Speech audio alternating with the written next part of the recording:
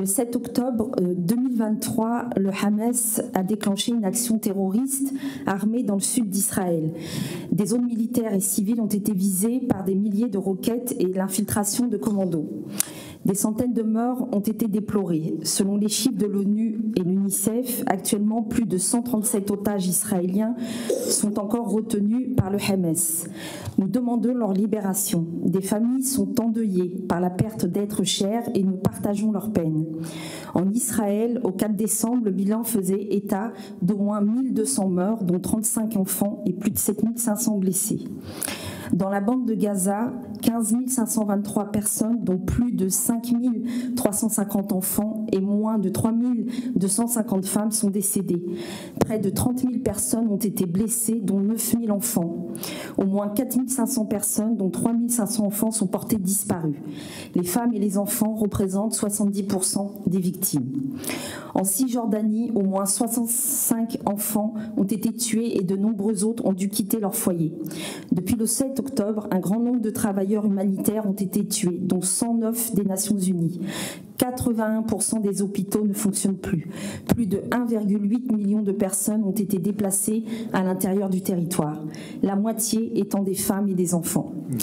Nous condamnons fermement et sans condition l'ensemble de ces crimes qui ne font qu'alourdir le bilan de ce conflit. Nous rappelons qu'aucune guerre ne justifie la mort de civils, qu'ils soient israéliens ou palestiniens. Cette attaque est un basculement sans précédent depuis les dernières guerres israélo-arabes de 1967 et de 1973, qui ont scellé l'occupation israélienne à Gaza.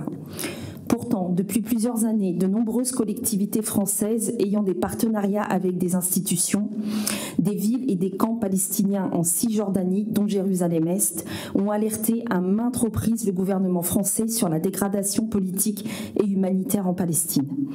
Une détérioration de la situation est due à une occupation et une oppression continue sur la population palestinienne, à un morcellement du territoire causé par une colonisation intensifiée, au blocus inhumain sur la bande de Gaza depuis 2007, aux violences arbitraires à Jérusalem-Est et en Cisjordanie.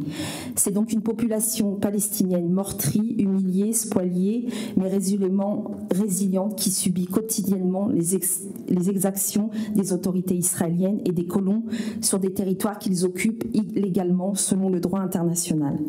C'est aussi une population israélienne asphyxiée par la rhétorique d'un paradigme sécuritaire des gouvernements d'extrême droite successifs qui plongent leur société dans une voie sans issue. Aujourd'hui, plus que jamais, l'espoir d'un État palestinien est celui d'une paix juste et durable dans cette partie du Proche-Orient,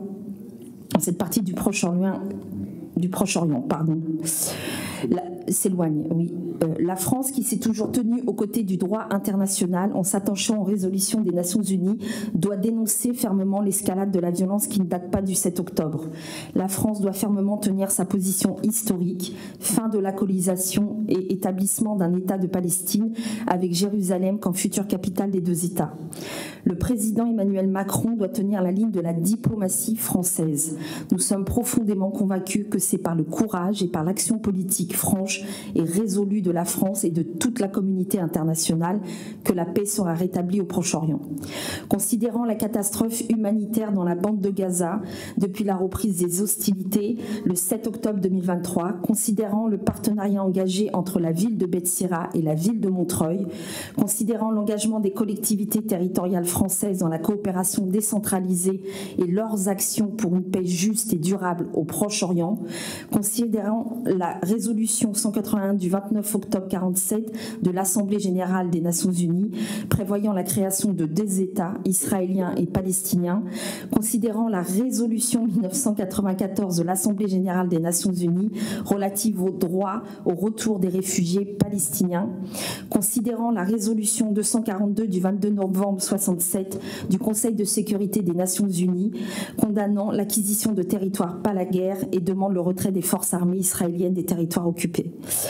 Considérant la résolution 446 du 22 mars 1979 du Conseil de sécurité qui exige l'arrêt des pratiques israéliennes visant à établir des colonies de peuplement dans les territoires palestiniens et autres territoires arabes occupés depuis 1967.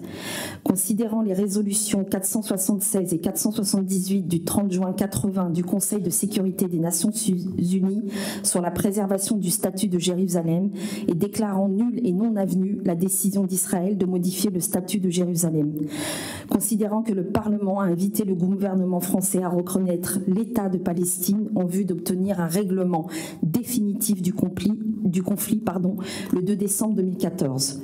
Considérant la résolution 2334 du 23 décembre 2016 du Conseil de sécurité condamnant la colonisation israélienne, considérant la position de la diplomatie française portée par le ministère de l'Europe et des Affaires étrangères, le Conseil municipal de Montreuil demande à l'État français de concourir à un cessez-le-feu immédiat dans la bande de Gaza, œuvrer pour une libération des otages, de tous les otages, réaffirmer le respect du droit international et des résolutions des Nations Unies, voter en faveur du peuple palestinien et reconnaître un État de Palestine sans délai. Je ne prendrai pas part au vote de ce vœu non plus pour une raison de délai. Je mets aux voix contre, abstention, proposition adoptée à l'unanimité. Je vous remercie. Je clôture la séance et je la lève. Merci à tous.